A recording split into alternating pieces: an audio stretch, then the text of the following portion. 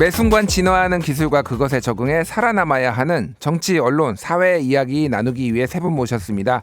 이혜민 조국혁신당 의원, 원종호 과학과 사람들 대표, 이정환 슬로우뉴스 대표 세 분 모셨습니다. 안녕하세요. 안녕하십니까. 안녕하세요. 네, 안녕하십니까. 예, 제 올해 마지막 날을 이렇게 훌륭하신 세 분과 같이 보내게 돼서 참 영광이다 이런 생각을 합니다. 각자의 분야에서 일대를 이룬 이 세 분을 모셨는데 사실 저희가 이제 기획회의를 하면서 12월 31일 날 방송을 뭘 할지를 고민을 많이 했어요. 보통 이런 거 막 10대 뉴스 뭐 정리하고 그렇죠. 올해 한 해 뭐 이렇게 정리해보고 막 이런 거를 많이 했는데 저희가 이 시도를 한 거는 굉장히 과감한 시도였다. 지금 정치에서 한 분, 언론에서 한 분, 과학에서 한 분. 이게 잘 되면 대박이고요. 안 되면 쪽박 찰 수도 있다. 이런 우려를 저희 제작진이 했습니다. 오늘 원종호 대표님 네. 잘하실 수 있으시죠? 저도 그런 걱정을 좀 했는데요. 아, 그러시군요. 뭐 잘 되지 않겠습니까? 예, 워낙 훌륭하시고 콘텐츠가 많으신 분이니까 예, 특히 이제 이정환 대표님 같은 경우에는 제가 안지가 굉장히 오래됐고 예. 그리고 또 예전에 이제 미디어 오늘 대표 사장님도 하시면서 미디어 오늘의 중흥기를 이끈 돈을 많이 벌게 해준 아주 훌륭한 경영인인데 요즘에는 아침에 발행하는 슬로우 뉴스의 슬로우 레터가 아마 정치권 뭐 아니면 경제계 굉장히 많이 보는 걸로 알고 있어요. 어떻게 요즘 하루 10만 명씩 봅니다. 하루에 10만 명이요? 네. 그게 근데 대부분의 오피니언 리더잖아요. 대한민국에. 네, 그렇죠. 예. 그래서 많이 보신 분들은 하루에 뭐 10번씩 누가 보내줘가지고 받아본다는 분도 있고요. 오. 특히 또 최근에 이제 탄핵 국면에서 굉장히 예. 또 다들 열심히 열동률이 높아진 것 같습니다. 정리를 굉장히 잘 해서 제가 방송하는데도 굉장히 많이 제가 직접 인용도 하고요. 말로 입으로 인용도 하고 게 많이 합니다. 그 이혜민 의원님께서는 지난주 금요일에 그 어수선한 그 한덕수 총리 탄핵 이 네. 국면에서 또 AI 기본법 그렇죠. 요거 AI 기본법 본회의 통과가 됐습니다. 본회의 통과를 됐는데 그거를 의원님이 주도해서 발의하신 거잖아요. 네. 그리고 조국혁신당 당론이기도 했었습니다. AI 기본법 뭐 뒤에 우리가 좀 얘기를 하긴 할 텐데 AI에 대해서 좀 짧게 그때 통과된 법안이 뭔지 좀 설명해 주시죠. 네, AI 기본법은 AI 관련된 여러 가지 정책들이 나오기 위한 그릇을 만드는 작업이었고요. 기본법이었기 때문에 가장 큰 특징은 영향을 받는 사람들을 정의함으로써 아마 이 다음에 발의되는 모든 법안들에서 영향을 받는 AI로 인해 인공지능으로부터 아마 오늘 이야기하고도 연결이 됐을 것 같은데 예. 인공지능으로부터 영향을 받는 사람들에 대한 책임과 권한까지 다룰 수 있는 큰 그릇을 만들었다고 생각하시면 됩니다. 알겠습니다. 그러니까 기본 뭔가 뭐가 있어야지 뼈대가 있어야지 그 다음에 집을 그렇죠. 올리는 거니까 그런 네. 기본을 조금 만들었다. 또 뭐 이제 시대가 바뀌면 또 변화할 수 있는데 굉장히 중요한 일을 하셨다고 생각을 하고요. 자 본격적으로 얘기 나눠보겠습니다. 이 얘기를 좀 해야 될 것 같아요. 가짜 뉴스. 예. 올해 이 키워드가 부정선거, 가짜 뉴스 뭐 이런 얘기를 지금 안 할 수가 없을 것 같은데 이게 미국에서도 굉장히 큰 영향을 줬잖아요. 그러니까. 이 두 그렇죠. 키워드가 2021년에 미 국회의사당 2020년 대선에서 트럼프 당시 공화당 후보가 진 다음에 폭동이 일어났는데 그때 당시에 부정선거하고 이 가짜뉴스 이것 때문에 곤욕을 치렀거든요. 근데 대한민국도 지금 하고 있습니다. 이거 좀 어떻게 봐야 될지 먼저 구글에 근무하셨던 폭동 당시에 미국에 계셨었나요? 네, 그때? 폭동 당시에 미국에 있었죠. 예. 기가 막혔는데 저 때도 지금 이번에 우리 계엄 있을 때 처음에 뉴스를 보고서 사람들이 이게 진짜야? 가짜 뉴스 아니야? 라고 얘기를 했듯이 당일날 미국 의회로 총기를 들고 난입하는 사람들 뉴스 보면서 저게 진짜야? 예. 라고 했는데 그 뒤에 있었던 것을 뜯어보면은 부정선거 음모론 그리고 이게 굉장히 급격하게 퍼진 온라인 플랫폼의 공동 작품 거기에다 정치라는 것이 함께 붙은 합작품이라고 생각을 하는데 예. 부정선거 음모론은 지금 윤석열 씨가 계속 믿었었던 조작이야라고 했던 거랑 거의 비슷한 내용이었고요. 그다음에 온라인 플랫폼은 그 당시에 이제 X 트위터를 통해서 이게 계속 확장이 됐었습니다. 한쪽으로 음모론을 믿는 사람들이 계속해서 비슷한 음모론을 믿는 사람들끼리 뭉쳐가지고 트럼프 지지자들이 그걸 너무 믿은 나머지 이제 국회까지 진입을 하게 됐는데 차이점은 트럼프 같은 경우는 본인이 패배한 선거에 불복해서 직접 지지자들을 막 이렇게 폭동을 하도록 좀 유도를 한 면이 있거든요. 근데 본인이 부정선거의 피해자라고 얘기하면서 했는데 윤석열 씨 같은 경우는 이해하기 조금 어려운 상황이었죠. 왜냐하면은 극우 유튜버들이 제기하는 부정선거 음모론이 본인이 당선된 선관위 시스템을 직접 부정하고 그다음에 군 통수권자로서 직접 권력을 휘둘러서 비상계엄이라는 초유의 사태를 만들어낸 아주 좀 다른 점이 있는 것 같습니다. 알겠습니다. 요거를 좀 질문을 드릴게요. 이정환 대표님한테. 네. 이 가짜뉴스라는 단어가 네. 그때 2016년 미국에서 나올 때도 굉장히 논란이 됐어요. 네. 저는 최근에 한국에서 좀 요 상황 말씀드리면 지난 금요일에 이제 민주당의 문정복 의원이 한덕수 총리에 대해서 굉장히 강하게 비난을 했어요. 이제 한덕수 권한대행이 헌법재판관을 임명을 안 하는 것에 대해서 격앙되면서 한덕수 진짜 XXX네 이런 거를 이제 이게 동물에 이제 비유를 한 이런 거를 페이스북에 올렸는데 국민의힘에서 미디어 특유에서 이제 보도 자료를 냈습니다. 이거는 명백한 가짜 뉴스다. 한덕수는 사람의 아들이며 대통령의 권한대행이다. 예, 뭐 이런 얘기를 내서 그러니까 내가 알고 있는 가짜 뉴스는 무엇이며 다른 분들이 생각하는 가짜 뉴스는 도대체 무엇인가? 정말 그 가짜 뉴스란 단어만 쓰지 않아도 많은 게 논란이 좀 논쟁이 쉬워질 텐데 그런 건 이제 막 그 거짓말이라고 하거나 허위 정보나 왜곡되거나 아니면 오보라고 해야 될 텐데 이제 보통 그럴 때는 다 묶어서 가짜 뉴스라고 얘기를 한단 말이죠. 그러니까 진짜 뉴스하고 가짜 뉴스를 나누게 되고 트럼프가 유아드 페이크 뉴스 했던 것처럼 멀쩡한 뉴스 언론 보도를 가지고 자기가 동의하지 않는다고 해서 가짜 뉴스로 하거나 아니면 가짜 뉴스란 말을 올리는 순간 사람들이 이제 생각을 하게 되는 거죠. 이것은 진짜인가 가짜인가.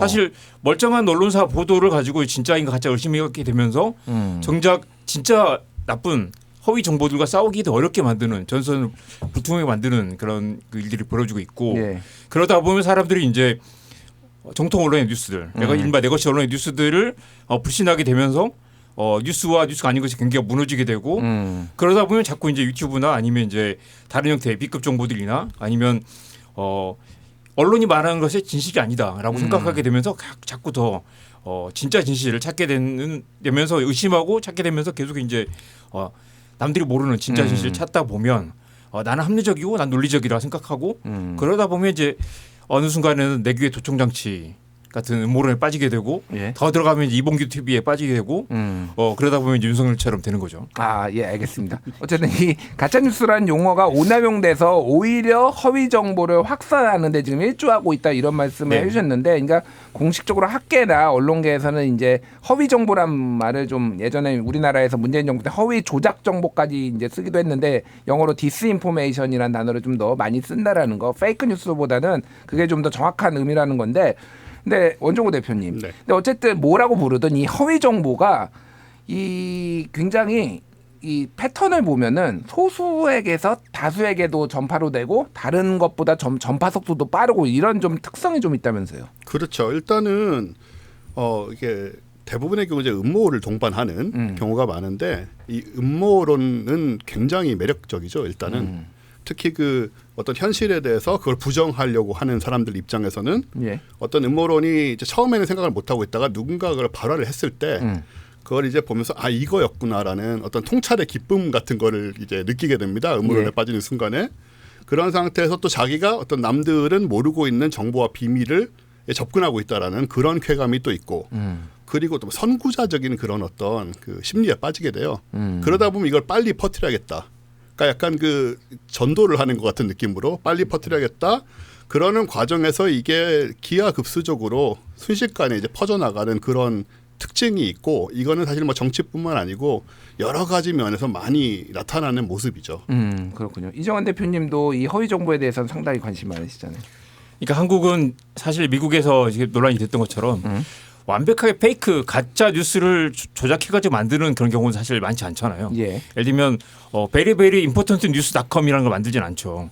한국에서 이를테면 이제 뭐 사실 한국은 되게 그 여론이 집약돼 있기 때문에 또 모두가 다 네이버나 다음에서 대충 보고 또 이름만 들으면 알만한 언론사들이 주로 있기 때문에 예를 들면 한국에 무슨 누가 태평양 일보라는 걸 만들어서 거기서 가짜 뉴스 막 만들어서 퍼뜨렸다라고 하면 사람들이 한 다리만 건너도 그런 가짜 뉴스다라고 알겠죠. 예를 들면 그런 형태의 명백하게 허위로 만들어진 위장된 사이트로서의 가짜 뉴스는 사실 한국에는 거의 없고요.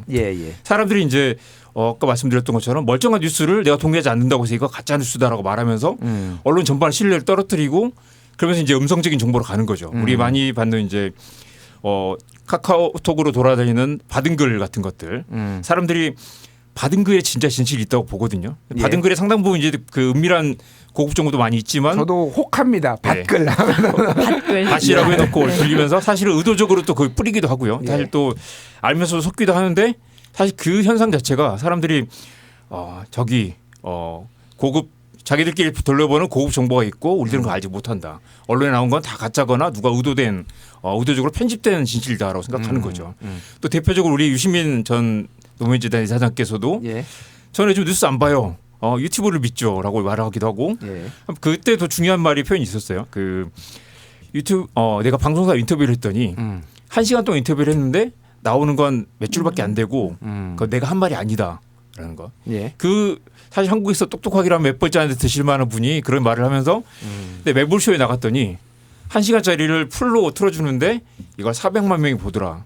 그러면서 이제 유튜브를 더 믿는다라고 말씀하시는데 저는 이제 굉장히 여전히 유시민 선생님은 이제 까방꾼이 있다 생각해요. 나름 이제 한국 사회 귀한 부분이 많은데 그 논리 그대로 지금 윤석열이 말하고 있는 거잖아요. 언론은 못 믿겠다. 유튜브에 진실이 있다라고 말하는 거죠. 고성국 TV와 뭐 이봉규 TV에 진실이 있다 뭐 이렇게. 이봉규 TV가 지금 구독자가 지금 100만 명 가까워지고 있고요. 월 수입이 지금 한 2억 가까이 된다고 그래요. 그걸 거기 떡밥을 주고 밀어주고 한 사람들이 윤석열 같은 사람이라는 거죠. 알겠습니다.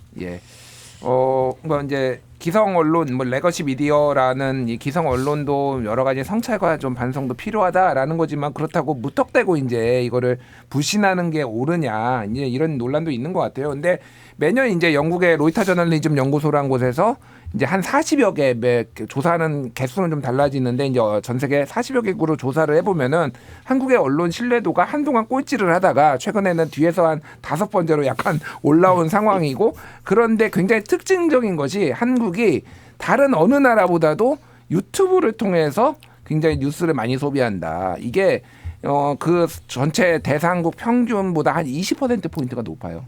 보면은 그러니까 뭐 전 세계 평균은 한 30% 정도 한 3명 중 1명이 유튜브를 통해서 뉴스를 본다라고 얘기를 하는데 우리나라는 절반이 넘습니다. 이게 또 구글에서 근무하신 우리 이혜민 의원님께 좀 여쭤보지 않을 수 없어요. 왜 한국은 그러니까 구글 본사에서 보기에도 한국은 이 유튜브를 유독 사랑하는 것 같고 굉장히 여기 쪽에 좀 신경을 많이 쓰는 것 같은데 왜 이렇게 우리나라는 이게 유튜브를 많이 좀 소비를 하고 이게 또 문제도 많이 발생하잖아요, 근데. 구글에서 봤을 때 유튜브의 사용량이나 아니면 확산 속도는 한국이 굉장히 눈에 띄게 좀 높은 것은 맞아요. 아, 그래요? 다른 제품에 비해서. 예를 들어 검색 같은 경우도 한국인이 검색에서 구글이라는 제품을 사용하기 시작할 때 처음에는 거부감이 굉장히 높았거든요. 이유는 네이버나 아니면 다음처럼 이렇게 다 떠먹여주는 어떤 첫 페이지에 들어갔을 때 여러 컨텐츠를 이미 준비된 상황이 훨씬 더 익숙해진 나라였기 때문에 검색창만 딸랑 있는 경우를 굉장히 그렇게 좋아하지 않으셨었거든요. 그럼 유튜브는 도대체 왜 검색하고 다르게 한국에서 이렇게 많이 확산이 됐을까 봤을 때 제일 먼저 꼽은 게 무엇이었냐면은 동영상이라는 플랫폼이 잘 가동이 되기 위해서는 우선 1차적으로 필요한 게 인터넷 속도입니다. 근데 한국 같은 경우는 초기에 굉장히 높은 그 인터넷 속도를 자랑하고 그 커버리지 자체가 넓었기 때문에 기반 자체가 만들어져 있었고 그리고 이제는 K-팝이나 아니면 여러 가지 K 컨텐츠 이런 것들이 다른 나라에 비하면 굉장히 빨리 퍼지기 시작했어요. 만들어진 컨텐츠 자체도 처음에 양질의 컨텐츠가 굉장히 많이 만들어졌었고 해서 그런 선순환이 처음에는 많이 벌어졌었거든요. 그래서 유튜브 같은 경우는 유튜브 뮤직부터 시작해서 한국을 어떻게 보면은 다른 나라에 비해서 꽤 좋은 모델로 가져갔었던 것은 맞습니다. 그런데 1인 미디어 저는 1인 미디어에 대해서는 굉장히 적극 지원하는 사람입니다. 그래서 사실은 디지털 크리에이터 지원 육성법도 냈었는데 내용에 대해서 원래 유튜브는 이제는 시장에서 이제 플래깅을 하게 되면 나쁜 것들은 점점점 사람들이 안 보게 되고 좋은 것들을 더 많이 선순환이 좋은 생태계가 더 많이 사람들이 받아들여질 거야라는 기술적인 어떤 체계가 있었는데 한국 같은 경우는 우리가 지금 이야기를 하고 있는 음모론 쪽에 빠지기 시작한 것이 굉장히 빨리 동시에 아까 확장이 빨랐었던 것처럼 예. 음모론조차도 속도가 굉장히 빨랐었고 그것이 이제는 먼저 나타난 쪽이 제 생각에는 트럼프 아까 우리가 이야기한 거라고 생각을 하고 다시 한국으로 돌아와서 이런 어떤 확증 편향을 일으키는 알고리즘이나 이런 문제점이 어떤 나라의 권력의 최정점에 있는 사람의 머리까지 세뇌를 시켜서 유혈 사태를 일으킬 수도 있는 비상계엄까지 몰고 갔다? 예. 이것은 전무후무한 아마 유튜브를 비롯해서 전 세계에 있는 모든 플랫폼 쪽에서 연구 대상으로 삼을 만한 그런 예제로 이제 굉장히 부끄러운 일인데 예제로 나타나게 될 것 같습니다. 앞으로는. 예. 근데 다시 이제는 원래 질문으로 돌아와서 한국 같은 경우는 인터넷 기반이 너무너무 좋았었다는 거 하나 속도가 있고 그다음에 컨텐츠를 초기에 굉장히 좋은 컨텐츠를 양상하고 그걸 통해서 케이팝들이 전 세계로 퍼져 나가면서 그 확산할 수 있는 근거들이 사람들의 생활에 굉장히 많이 들어왔기 때문이다 이렇게 알겠습니다. 말씀드릴 수 있습니다. 예, 뭐 여러모로 하여간 우리나라에서 유튜브의 영향력이 특히 시사 분야 다른 분야도 영향력이 있지만 시사 분야에서 굉장히 강력하다라는 거는 뭐 데이터상으로도 굉장히 나오는데 이제 결국은 뭐 윤석열 대통령 예시도 지금 이혜민 의원님께서 들어주셨는데 이게 결국은 굉장히 이제 가두리 양식장 혹은 이제 에코챔버 메아리방 같이 비슷한 컨텐츠를 음모론 얘기를 보면 음모론 얘기만 계속 추천해주고 이런 알고리즘의 문제를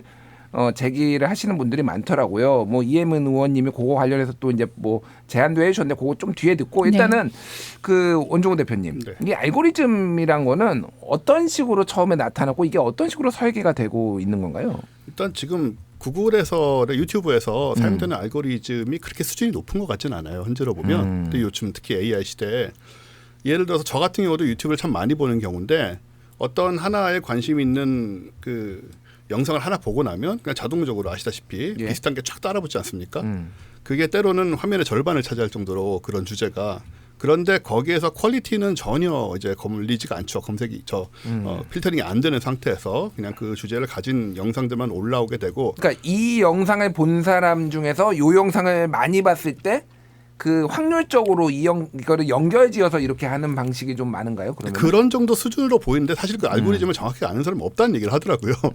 정말 그런지 모르겠습니다만은 근데 이제 느낌상으로 이제 그런 느낌이고 근데 그 과정에서 이제 이게 재밌는 것이 우리가 뭐 뉴스를 보거나 진지하게 TV 앞에서 앉아서 뭐 뉴스를 보거나 할 때는 거기에 대해서 뭐 이것저것 생각을 하면서 하나하나 이제 짚어가는 느낌이 좀 있는데 유튜브는 정말 흐름 따라 가게 되지 않습니까? 예. 누워서 보다 보면 1시간 후에 정신 차리면 어딘가에 와 있어요. 그냥 그걸 따라가다 보면 요즘은 쇼츠 때문에 아주 안드로메다까지 가 있는 경우가 상당히 뭐 많아요. 분명히 예. 좀 전에 진지한 걸 보고 있었는데 정신을 차려보면 이상한 쇼츠로 와 있거든요. 예. 뭐 그런 식으로 이제 막 지정되는 알고리즘을 따라가다 보면 점점 퀄리티는 낮아진 상태에서 점점 극단적인 얘기로까지 가 있는 경우가 너무 흔하다는 거죠.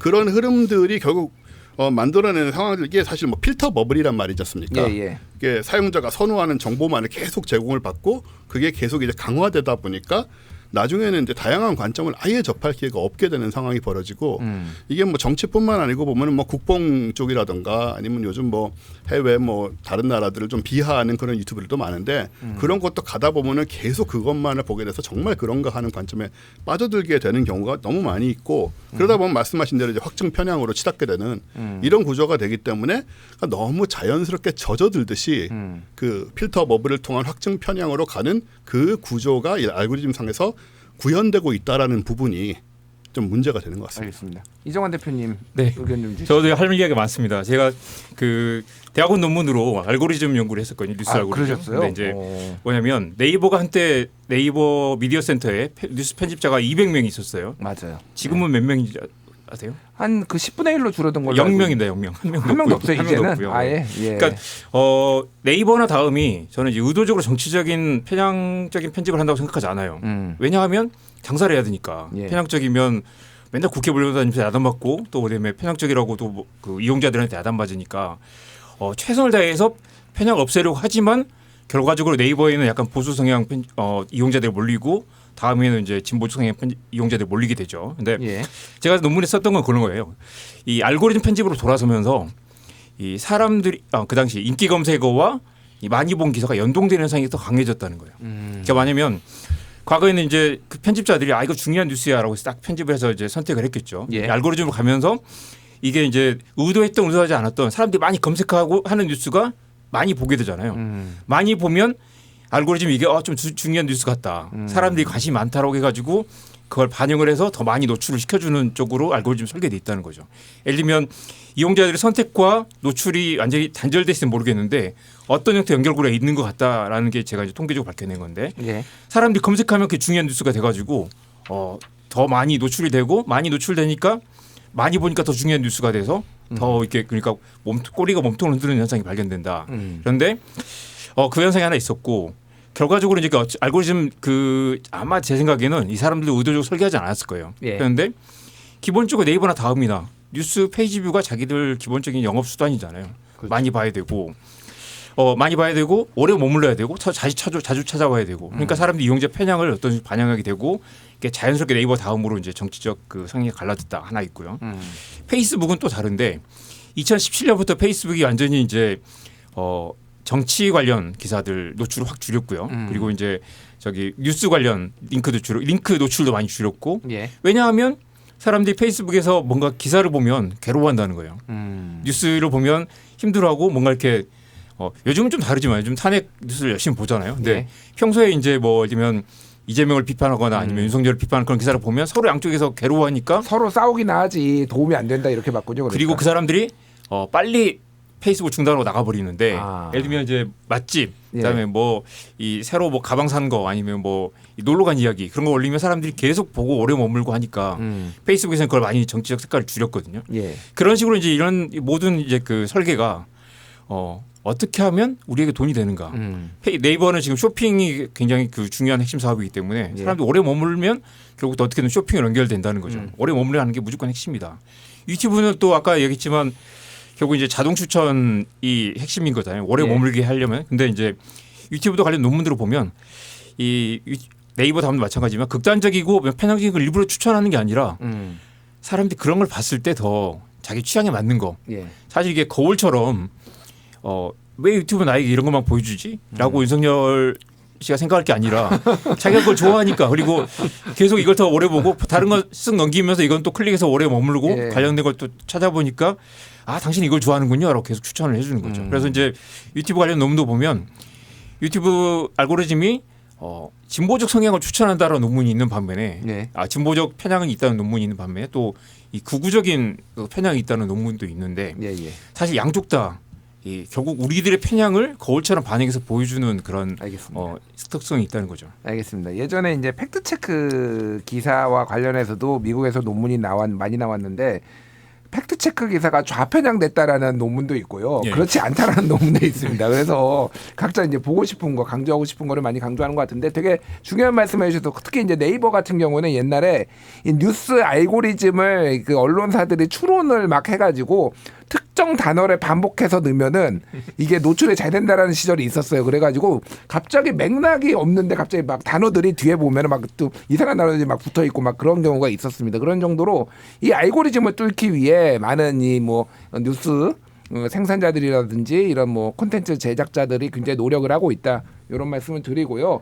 이혜민 의원님께서 그래서 이 알고리즘의 투명성 뭐 이런 것들을 굉장히 강조를 하고 사회적 책무 이런 플랫폼 기업들의 이런 것들을 좀 법안까지도 좀 고민을 하신다는 얘기를 들었어요, 제가. 네, 맞습니다. 지금 사실은 추천 동영상 그리고 뭐 추천 알고리즘 그리고 뉴스에서 이제는 뉴스 편집 부분까지 말씀을 해주셨는데 이걸 다 통틀어서 제가 할 얘기가 굉장히 많은데 지금 상태에서는 어떤 이야기를 제일 먼저 깔고 들어가고 싶냐면은 플랫폼 기업, 그다음에 빅테크 기업들, 그거는 국내가 됐든 국외가 됐든 다 통틀어서 여기서는 본인들이 만들어낸 알고리즘으로 인해서 어떤 사회적인 영향이 크게 된다고 한다면은 사회적 책무를 같이 가져가야 된다라는 생각을 저는 굉장히 강하게 하고 있습니다. 네. 추천 알고리즘, 추천 동영상으로 가서 말씀을 드리자면은 대표님 말씀을 하셨듯이 계속해서 더 확증적으로 내가 보고 싶은 것들을 계속 보잖아요. 그러면은 계속해서 그게 플랫폼한테 시그널을 주게 됩니다.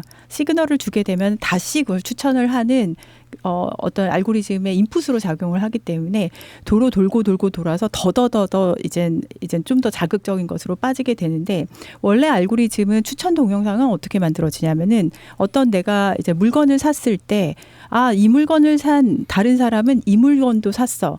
라는 콜라보레이티브 필터링이라는 기술이 기본적으로 뒤에 깔려 있어요. 그러면 어떻게 되냐면은 연결이 되거든요. 그걸 그대로 음모론 쪽으로 갖고 오게 되면 같이 똑같이 이제 연결이 되는 거예요. 예. 해서 알고리즘이라는 게 처음에 만들어질 때는 그렇게 받아먹기만 하는 행동과 내가 능동적으로 오늘 슬로우 뉴스를 찾아봐야지라고 검색을 한다던가 내가 궁금한 것을 12월 31일을 찾아봐야지 하는 것들이 동시에 같이 밸런싱이 맞춰져야지 사실은 건강한 컨텐츠 소비가 가능해지는데 앉아서 그냥 계속해서 이렇게 누워가지고 떠오르는 것만 보다 보면 어느 순간 이상한 쇼츠로 가 있다. 그 상황까지 가는 것이죠. 뉴스 같은 경우는 뉴스의 현재 저는 우리나라에서 나타나고 있는 그 쪽대본처럼 나오는 단독 여러 가지 키워드 들고 나오는 것들의 가장 큰 책임 중에 하나가 결국에는 포털 뉴스 초기의 편집 혹은 랭킹 쪽에 있다라고 생각을 하고 있어요. 이유는 처음에 분명히 기술자들이 개발자들이 만들 때는 CTR 그러니까 누가 더 많이 클릭을 했지를 보고 이게 중요한 뉴스일 거야 하면서 위에 띄우기 시작했다고요. 만들 때는 의도가 없었겠으나 그렇게 만들어낸 것이 결국에는 사람들의 소비 습관 그다음에 기자들이 그래서 만들어내는 타이틀까지 다 변경을 하게 됐어요. 그러니까 어떤 뉴스 콘텐츠의 좀 품질 하락을 그렇게 이끌었다고 보시는 거군요. 의도가 처음에 아니었을 거라고 저는 생각을 하지만 분명히 그런 책임이 있다라고 생각을 하고 있습니다. 해서 알고리즘이 초기에는 어떨지 모르고 그다음에 정치적인 편향성이 없었을지라도 사람의 행동을 바꾸게 만들었다고 한다면 그리고 그 영향이 사회적으로 크다면은 사회적인 책무 가져가야 된다 이렇게 생각을 하고 있습니다. 그렇군요. 그래서 뭐 좀 조금만 더 구체적으로 예제는 사실 기술의 문제를 어느 정도는 또 기술로서 풀 수 있습니다. 예를 들면은 내가 얼마나 능동적이 아니라 수동적으로 이 컨텐츠를 소비를 하고 있는지 매트릭을 보여줄 수도 있는 것이고요. 내가 중간에 소비를 하면서 어느 정도의 사용자 컨트롤을 직접 줄 수 있는 내가 선택의 기로를 많이 줄 수 있는 것을 제품으로서 또 만들어낼 수도 있거든요. 그래서 기술 기업에서 지금까지는 그 사이트에 많이 오래 머무는 것을 기본 매트릭으로 잡아갔다고 한다면은 앞으로는 매트릭 안에다가 사회적인 책무 부분이 같이 들어가야 된다 이렇게 생각을 하고 있습니다. 그래서 기술로서 또 풀어낼 수 있는 방법들이 굉장히 다양한데 테크 기업에서 그것을 우선순위화 아니하였죠 지금까지는. 그래서 그건 고쳐야 된다고 생각합니다. 이제 이거를 또 법으로 만드는 것과 그냥 또 사회적으로 이렇게 압력을 어느 정도 행사해서 그들이 스스로 하게 하는 것도 또 천양지차라서 이런 것들은 많은 사회적 논의가 좀 필요하지 않을까 그 생각이 들고요.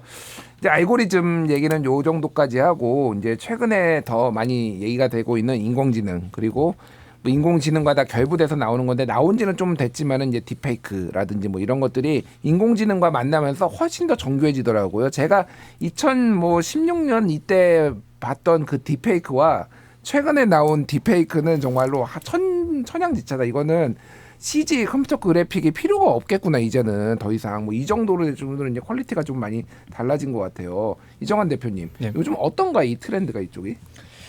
사실 저는 이제 약간 좀 다르게 생각하는데 AI에 대한 이제 일단 뭐 좀 다르게 과장할 필요는 없을 것 같고요. 너무 겁먹을 필요도 없다고 생각합니다. 그래서 이제 딥페이크 뭐 다들 깜짝 놀라고 이렇게 뭐 신기하기도 하고 왜냐면 이제 약간 두려워하기도 하는데 일단 딥페이크는 여전히 사실은 구별 가능하다고 생각해요. 그리고 예를 들면 뭐 윤석열이 나와가지고 아까 비상계엄을 선포합니다 했을 때 이게 진짜인지 가짜인지는 또 금방 드러나는 거잖아요. 그렇죠. 그리고 한국은 또 이렇게 약간 정말 뉴스가 집약돼 있기 때문에 채널이 집약돼 있기 때문에 크로스 체킹을 통해서 사실 여부를 집단으로 확인을 하죠. 그러니까. 그리고 아직은 이제 뭐 불쾌한 골짜기도 뭔가 이상하고 어색한 게 있어서 아직까지는 그렇게 어떤 딥페이크 뉴스가 뭐 그 완전히 세상 흔드는 그리고 사람들 속이는 그런 단계까지는 가지 않을 것 같다는 생각이 들고요. 이제 딥페이크에 대한 공포는 좀 그 아직은 좀 섣부르다. 아니면 또 충분히 AI가 만드는 허위 정보에 대한 그런 이제 경계는 해야 되지만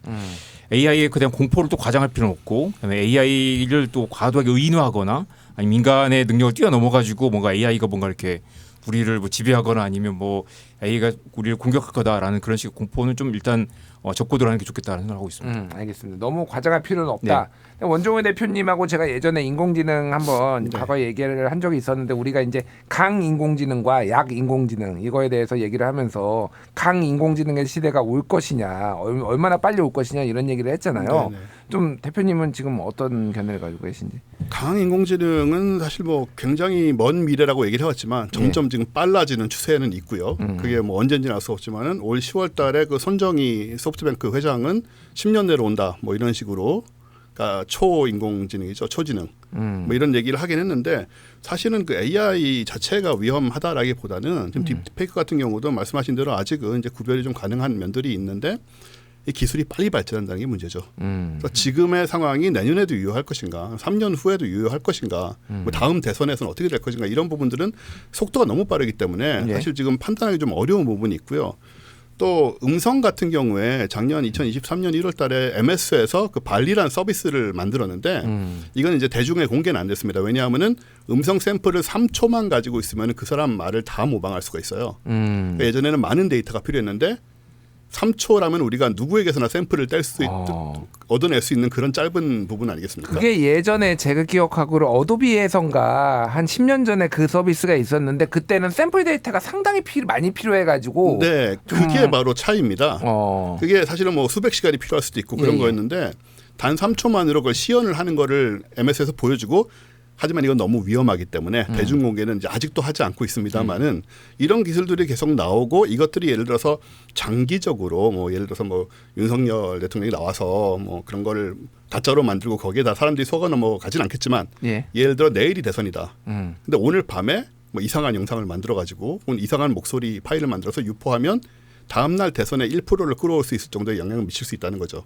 이게 밝혀지기 전까지는. 이제 어쨌든 검증까지는 좀 시간이 걸리기 때문에 그런 것들을 악용할 수 있다 이런 말씀인데 요즘은 또 그 검증의 속도도 또 기술을 이용해서 또 빨라지기 때문에 그게 굉장히 좀 다른 것 같아요. 그 방금 이제 원 대표님 말씀하신 것처럼 그래서 되게 중요한 건 뭐냐면 사실 이제 믿을 만한 출처, 신뢰할 만한 소스가 중요한데.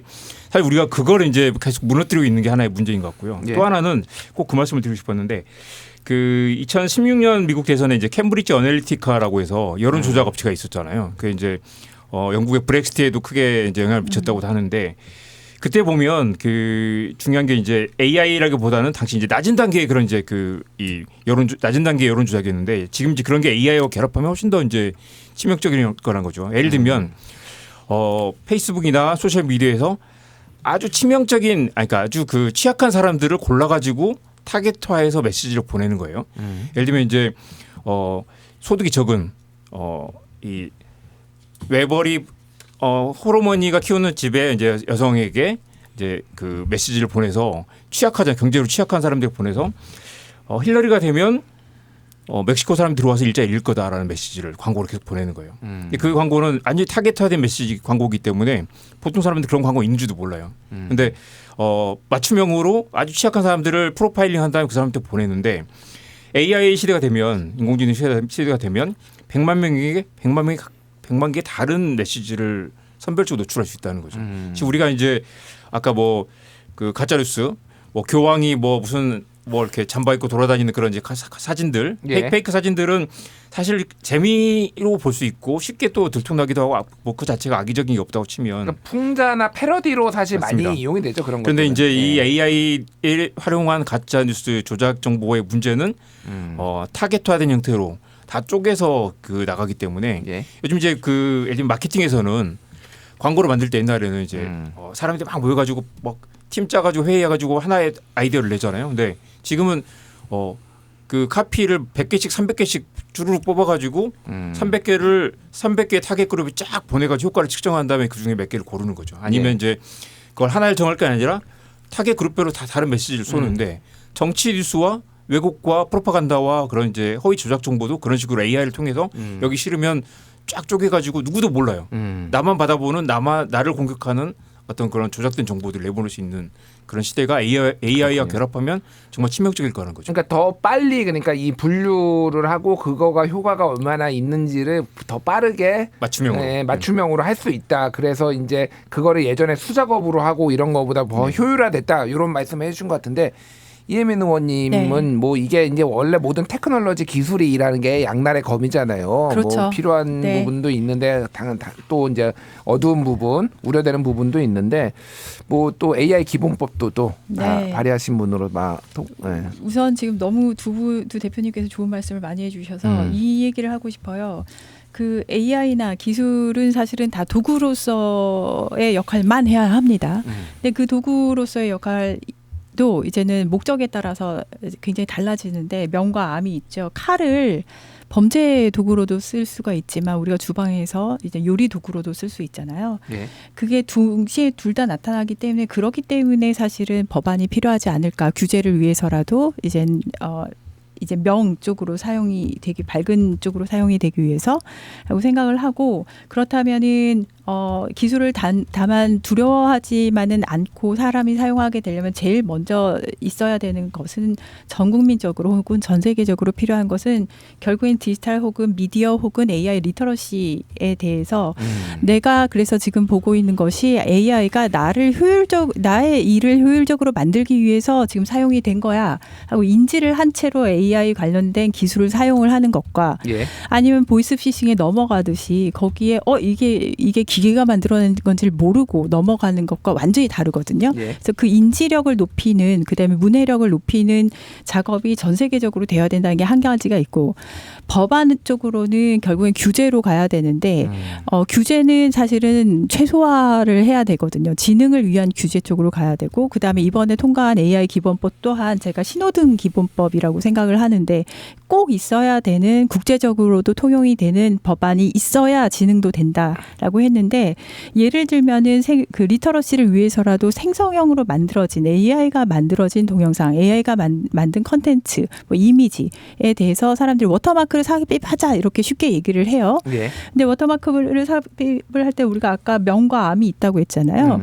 뭐 영화에서 사용할 수 있는데 계속해서 워터마크가 떨어져서 돌아다니면은 사실은 되게 좋은 쪽으로 사용하려고 했었는데 사용자의 경험을 해치는 케이스가 나온다고요. 그런 경우엔 그러면 도대체 이걸 어떻게 표시할 건데 했을 때 기술은 굉장히 빨리 발달을 하고 있습니다. 그래서 눈에 보이지 않는 워터마크를 또 생성을 해서 넣을 수가 있어요. 나중에 트래킹이 또 가능하더라고요. 그렇게 되면 어떤 일에 사용이 될 수 있냐면은 딥페이크 같은 경우에도 거기에서 사용된 학습 데이터부터 시작해서 어떤 식으로 이게 돌아다녔는지를 안 보이는 워터마크를 통해서 추적을 또 할 수가 있거든요. 가능하다. 그렇죠. 그래서 법안에서도 사실 그런 부분들을 넣었고요. 동시에 학습 데이터 우리가 인공지능이 눈에 보이는 막 로봇 이렇게 생각할 수도 있지만 이미 미국에서도 되게 시도가 많이 됐었던 게 인사평가랄지 아니면 어떤 사람의 신용등급 보험회사에서 신용등급을 매김에 있어서 인공지능을 알고리즘을 많이 씁니다. 썼더니 백인 남성한테만 좋은 점수를 준다거나 아니면 백인 남성만 채용을 하게 되는 경우들이 생겨서 결국엔 폐기하고 다시 만드는 경우들이 생겼었어요. 왜 그렇게 되냐면은 결국에는 인공지능의 결과물은 지금까지 학습을 한 결과물이기 때문에 과거를 반영하는 경우가 많습니다. 물론 이 다음 추론까지 벌어지는데 그 또한 과거에 기대서 추론을 하게 돼요. 그래서 학습 데이터에 대한 공정성. 예를 들면은 이미지 검색을 했는데 내가 범죄자라고 쳤는데 다 멕시코 사람 흑인이 나오면은 그게 학습 데이터 자체가 편향이 된 거거든요. 아니면은 선생님이라고 선생님의 그림을 그려줘. 그러면은 백인 여자 금발머리가 나와요. 그것 또한 학습 데이터가 편중이 되어 있는 거거든요. 해서 학습 데이터에 대한 공정성을 가져갈 수 있는 것들 등등 해서 규제 쪽에서는 그 공정성을 지킬 수 있고 그다음에 설명할 수 있는 AI여야 한다라는 것들을 다 차근차근 다 담아놨습니다. 여러 가지 뭐 예를 들면 특히 이제 아동 성 착취물 같은 거를 이제 생성할 수도 이거 인공적으로 생성할 수 있기 때문에 이런 것들을 못하게 한다든지 뭐 이런 것까지 좀 포괄적으로 논의가 되고 있는데 또 말씀해주신 거 중에 이제 이게 데이터 편향성은 예를 들면은 인공지능 판사를 AI 판사하자라고 하는데 그러면은 과거 이 어떤 우리가 지금까지 생각해왔던 상식이나 이런 거를 깨는 진보적인 판결이 못 나올 거다. 그런 연구 보고도 있고요. 그래서 아직까지는 이게 도구로서 도와주는 데까지 하되 특히나 판결 이렇게 어떤 사람에게 굉장히 큰 영향을 미치는 부분이 있다고 한다면은 그 마지막 부분에 대한 결정은 결국에 사람이 하는 쪽으로 지금은 사람이 직접 보완을 하되 사람의 굉장히 많은 레이버가 들어가는 노동이 들어가는 부분을 AI를 사용을 하고 사람이 직접적인 결정을 내리는 것을 아직까지는 추천을 하고 있습니다. 알겠습니다. 예, 뭐 이제 여러 가지 이런 쟁점들이 있다는 거를 정리를 하고요. 기술 얘기를 많이 해봤고 이제 우리가 이제 레거시 미디어를 포함해서 이 언론들 얘기를 조금만 더 해보고 정리를 해보겠습니다. 어쨌든 사회가 이렇게 발전하고 기술이 발전하더라도 의원님이 말씀하셨다시피 결국은 이거는 도구일 뿐이고 기존에 있는 어떤 각 섹터들 뭐 정치, 언론, 뭐 이런 과학계 뭐 이런 데서 잘 얼마나 이용하느냐 이제 달린 것 같아요. 근데 이제 언론도 많이 신뢰의 위기를 지금 받고 있고 좀 위협을 받고 있는 것 같습니다. 일단 언론 또 미디어 비평 전문 그 지의 대표를 지내신 이정환 대표님께 지금 어떤 신뢰도에 대해서 좀 여쭤볼게요. 아까 말씀하신 것처럼 이제 한국이 늘 신뢰도 맨 꼴찌였다가 다른 나라가 더 내려가면서 한국이 약간 이제 꼴찌는 아니게 된 상황이잖아요. 뭐 미국이 거의 꼴찌 수준이에요 지금. 그런데 그 중에 하나가 이제 코로나 팬데믹 때 이 그 언론에 대한 신뢰가 많이 낮아졌고 실제로 코로나 팬데믹과 이제 정치적 그 영향이 또 있었죠. 이제 정치적 신념에 따라 이제 이제 정보를 취사 선택하는 그런 일이 있었는데 돌아보면 그 당시 이제 위기 상황일 때 사람들이 뉴욕타임즈 구독자가 많이 늘었거든요. 그 뉴욕타임즈는 이제 트럼프 범프와 코로나 범프라고 있는데 이제 구독자 확 늘어난 거죠. 그때 교훈은 사람이 위기 상황에 혼란스러울 때 그래도 믿을만한 언론을 찾는다는 거죠. 우리가 아까 가짜뉴스 이야기와 허위 정보 이야기하고 알고리즘이 얼마나 우리 공론장을 왜곡시키는가에 대한 이야기를 했지만 그럴 때일수록 정말 믿을만한 뭐가 진실인가 무엇이 중요한 정보인가 그리고 우리가 어디에 기대해야 되는가 혼란스러울 때 그걸 만드는 게 매우 중요하다는 거죠. 과연 우리가 이렇게 혼란스러울 때 우리는 지금 무엇을 찾아보는가. 그때 누군가는 뉴스공장을 보고 누군가는 또 매불쇼를 보겠죠. 저는 여전히 그 아까 처음에 이야기했던 유튜브가 어느 정도 뉴스 역할을 대체하는 것도 어떤 굉장히 긍정적인 측면도 있다고 생각합니다. 토론을 만들고 여론의 다양성을 만들고요.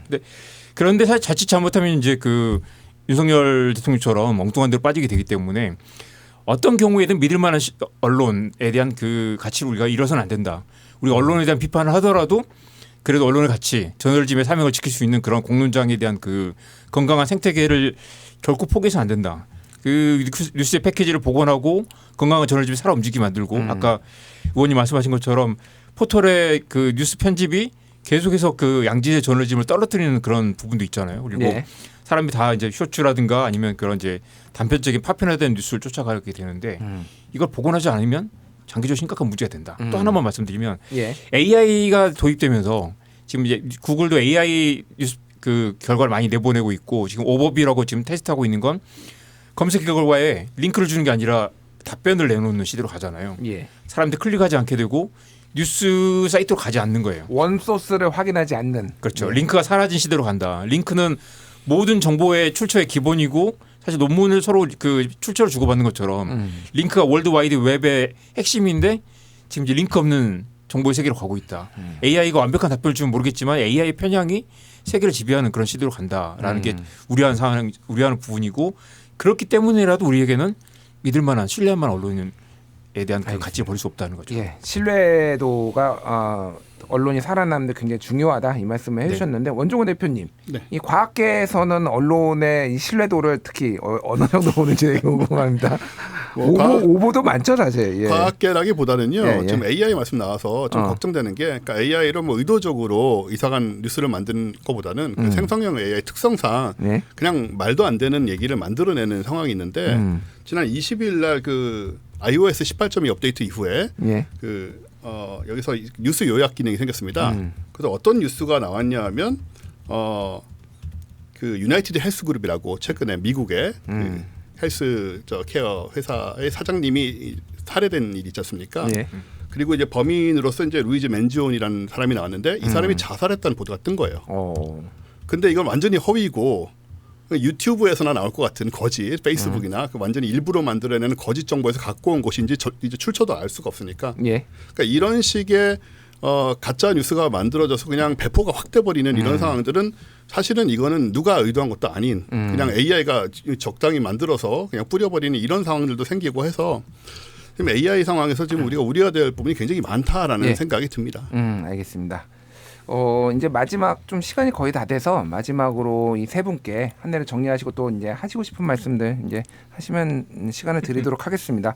그래서 지금 또 이제 정치 상황이 워낙 이렇다 보니까 또 언론들이 이 탄핵 정국과 이 계엄 정국을 또 어떻게 보도하느냐 이거에 대한 또 신뢰도 문제 또 기계적 중립을 지키는 거 아니냐 막 이런 논란도 굉장히 많은 것 같아요. 언론이 또 굉장히 사회적으로 막강한 영향을 미치기 때문에 그쪽 또 책임이 있지 않나 그런 생각이 드는데 이혜민 의원님부터 짧게 정리 하나씩 해주시죠.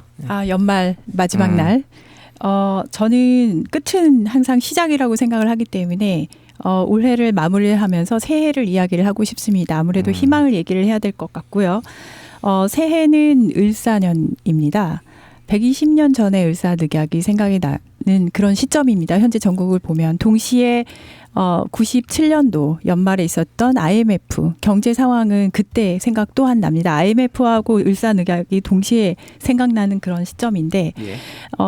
설날이 돼야지 진짜 을사년이 시작이 되잖아요. 그래서 설날이 되기 전에 120년 전과는 다른 우리나라를 만들어야 되겠다라는 생각과 함께 그때 좋은 소식이 하나 있었으면 좋겠고 그리고 어떤 분이 저한테 지인이 말씀을 하셨어요.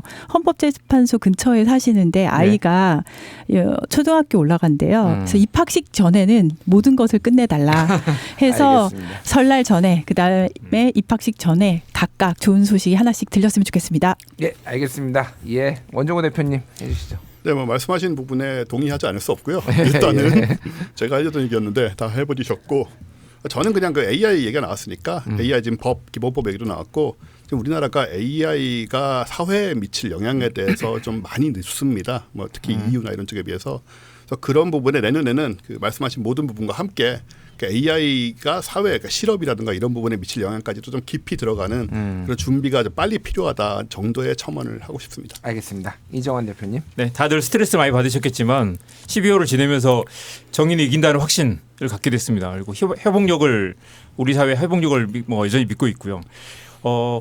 세 가지를 윤석열이나 우리 사회 우리 모두에게 당부하고 싶은데 첫째, 지적 겸손이 필요할 것 같고요. 예. 내가 틀릴 수도 있다라는 생각을 받아들여야 되고 둘째, 다른 관점과 열린 태도가 필요하다. 내가 인정하지 않는 다른 사람들 생각을 귀를 기울여야 되고요. 예. 세 번째는 새로운 정보를 바탕으로 계속 내가 알고 있는 것도 업데이트해야 된다. 내가 알고 있는 게 전부가 아닐 가능성을 고려해야 된다. 예. 그런 좀 열린 태도가 필요할 것 같습니다. 예, 그 얘기는 윤석열 대통령뿐만이 아니라 저한테도 필요한 게 아닌가 예, 생각이 됩니다. 오늘 한마디만 더 할게 클럽 세 분과 내일의 기술 그리고 정치 언론 사회 이야기 짚어봤습니다. 마지막 날 시간 내주셔서 감사합니다. 세 분도 새해 복 많이 받으시고요. 오늘 나와주셔서 정말 감사합니다. 네, 감사합니다. 감사합니다.